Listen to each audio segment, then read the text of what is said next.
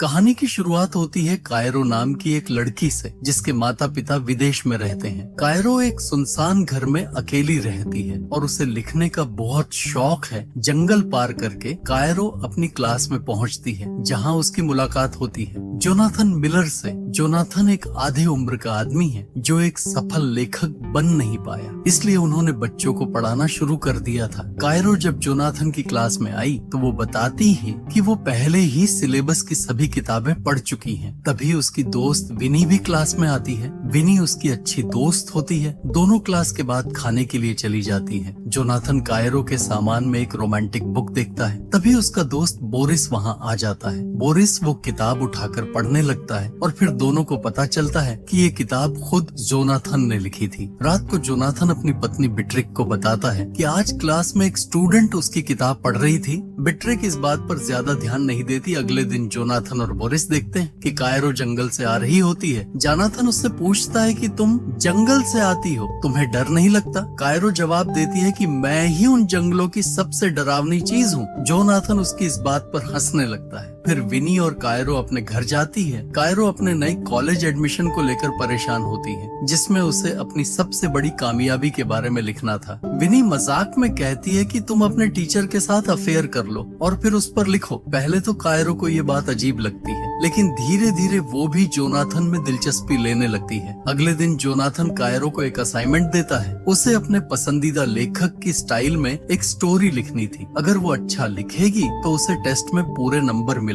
Cairo तुरंत मान जाती है। रात को जोनाथन पर बिट्रिक को शक हो जाता है कि जोनाथन किसी और लड़की के बारे में सोच रहा है। फिर कुछ दिन बाद जोनाथन और कायरो एक पार्टी में मिलते हैं। वहाँ एक आदमी एक पोएम पढ़ रहा होता है और कायरो जोनाथन को ही देख रही होती है। फिर बाहर निकलकर दोनों एक साथ सिगरेट पीते हैं। अगली सुबह कायरो एक ड्रेस पहनकर क्लास में आती है, लेकिन जब बोरिस उससे पूछता है तो वो चुप रहती है। जोनाथन उसकी तरफ देखने लगता है और दोनों के बीच एक अलग सी खामोशी छा जाती है। रात को जोनाथन और उसकी पत्नी का बाहर जाने का प्लान होता है, लेकिन बिट्रिक अपने काम में बिजी हो जाती है। तभी जोनाथन को पता चलता है कि कायरो का फोन गलती से उसके बैग में रह गया है। बिट्रिक भी बिजी थी, इसलिए जोनाथन कायरो को उसका फोन देने चला जाता है। जब वो कायरो के घर पहुंचता है तब बारिश हो रही होती है। कायरो एक पतली सी ड्रेस में बाहर आती है। दोनों एक दूसरे को देखते हैं और फिर एक दूसरे को किस कर हैं। इसके बाद कायरो जोनाथन को एक मेल भेजती है, जिसमें उसने एक एडल्ट स्टोरी लिखी होती है, जो एक टीचर और स्टूडेंट के अफेयर की कहानी होती है। जोनाथन जब उसे पढ़ता है तो वो बहुत एक्साइटेड हो जाता है, लेकिन अगली सुबह वो एकदम बदल जाता है। जोनाथन कायरो से कहता है कि मुझे तुम्हारी कहानी बिल्कुल पसंद नहीं आई, इसमें बहुत गलतियां हैं। कायरो गुस्से में कहती है, मेरी कहानी परफेक्ट है, तुम सिर्फ इसलिए डरे हुए हो क्योंकि मैंने वो लिख दिया जो तुम लिख नहीं पाए। कायरो गुस्से में जोनाथन को साधारण लेखक कहकर उसकी बेइज्जती करती है और कहती है, अगर हिम्मत है तो मुझे फेल करके दिखाओ। विनी और कायरो साथ बैठकर दारू पी रही होती है। विनी बोरिस को छेड़ने लगती है, लेकिन बोरिस रिएक्ट नहीं करता। फिर कायरो और विनी अचानक उठती है और दोनों अपने कपड़े उतारकर बोरिस को फोटो भेजती हैं। जब बोरिस ये फोटो देखता है तो वो तुरंत जोनाथन के घर से निकल जाता है। तभी जोनाथन के स्कूल से फोन आता है कि स्कूल को जोनाथन और कायरो के अफेयर के बारे में पता चल चुका है।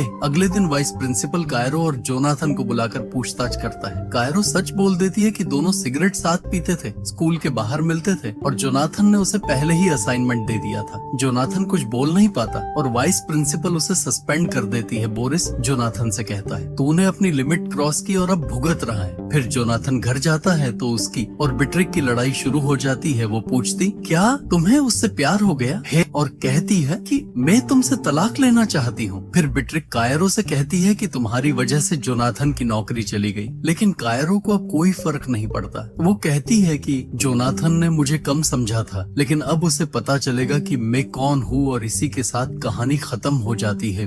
अगर ये कहानी आपको पसंद आई हो तो इसे लाइक करें और अपने चैनल को सब्सक्राइब करें।